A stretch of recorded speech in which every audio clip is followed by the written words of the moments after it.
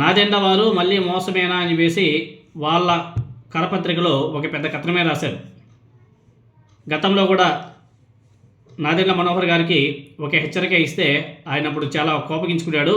ఈ ఏడాది కూడా పరిస్థితి అలానే ఉంది అని చెప్పేసి ఆ కరపత్రిక రాసుకొచ్చింది.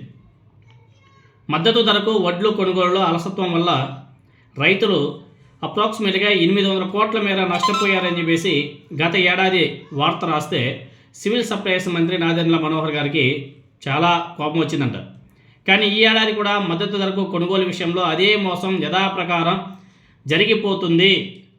ఇదే మేమంటున్న మాట కాదు, జిల్లా సివిల్ సప్లయర్స్ అధికారికి కళ్ళ ముందే రైతులు పుట్టి 17,500 రూపాయలకు మిల్లర్లకు అమ్ముకున్న దృశ్యాలు పత్రికల్లో కూడా ప్రముఖంగా వచ్చాయి అని చెప్పేసి ఆ కరపత్రిక ఒకసారి నాదెండ్ల మనోహర్ గారికి ఒకసారి గుర్తు చేసింది.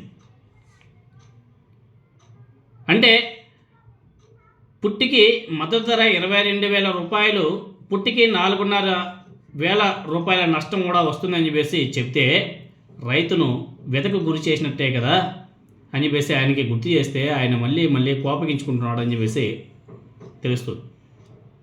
ఇప్పటికే కొన్ని లక్షల టన్నుల ధాన్యాన్ని మిల్లర్లు ఈ ధరకు కొనుగోలు చేశారు. 17,500 రూపాయలకు కొంటే మార్కెట్లో ఏమో 22,000 రూపాయలు పోతుంది. అంటే ఒక పుట్టికి 4,000 రూపాయలు రైతు నష్టపోతున్నాడు కదా అని చెప్పేసి గుర్తు చేస్తే నాదెండ్ల మనోహర్ గారికి కోపం వచ్చిందంట. సివిల్ సప్లైస్ అధికారులు పత్రికా ప్రకటన చేయడం తప్ప రైతుకు ఏ రూపంలోనూ సహాయపడలేకపోతున్నారు అని చెప్పేసి కూడా గుర్తు చేసింది. కొనుగోలు కేంద్రాల నిర్వహణ, అదేవిధంగా మిల్లర్ల కేటాయింపు వంటి కీలక అంశాలలో ఏదో లోపం ఉంది. దాన్ని గుర్తించి సరిదిద్దడం సివిల్ సప్లైస్ శాఖ కర్తవ్యం.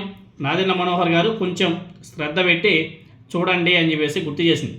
కానీ మన జాయింట్ కలెక్టర్ గారికి పైసలు వచ్చే ఫైళ్ళ మీద తప్ప ప్రజల సమస్యల మీద ధ్యాస ఉండదు. తన దృష్టికి వచ్చినా పట్టించుకోరాయన. పై స్థాయి అధికారులకు అసలు వ్యవసాయం అంటేనే తెలియదు, రైతు సమస్యలు అర్థం చేసుకునే మనసే లేదు. కేవలం అధికారుల చేతగానితనం లేదా అలసత్వం వల్ల రైతులు మద్దతు ధర కోల్పోవడం న్యాయమా చెప్పండి నాదెండ్ల మనోహర్ గారు అని చెప్పేసి ఒక కథనం రాశారు వాళ్ళ కరపత్రికలో. ఇప్పటికైనా సరే నాదెండ్ల మనోహర్ గారు కళ్ళు తెరిచి ఆయన శాఖలో కొంచెం దృష్టి పెట్టి ఎక్కడ రైతులు నష్టపోతున్నారో చూసుకొని, ఎక్కడ దోపిడీ జరుగుతుందో చూసుకొని వాళ్ళ మీద కఠిన చర్యలు తీసుకుంటే చాలా బాగుంటుంది అనేసి ఆ కరపత్రిక నాదెండ్ల మనోహర్ గారికి ఒకసారి హెచ్చరిక ఇచ్చింది. గతంలో హెచ్చరిక ఇస్తే కోపగించిందని చెప్పేసి ఈసారి ఇంకొంచెం స్మూత్గా ఒక హెచ్చరిక ఇవ్వడం జరిగింది. మరి ఈసారి అయినా సరే నాదెండ్ల మనోహర్ గారు కొంచెం ఇన్వాల్వ్మెంట్ అయ్యి అక్కడ పరిస్థితిని చక్కదిద్దుతాడా, లేకపోతే చేతులు దొరుకుకొని ఎల్లేలకు పడుకుంటాడా చూడాలి.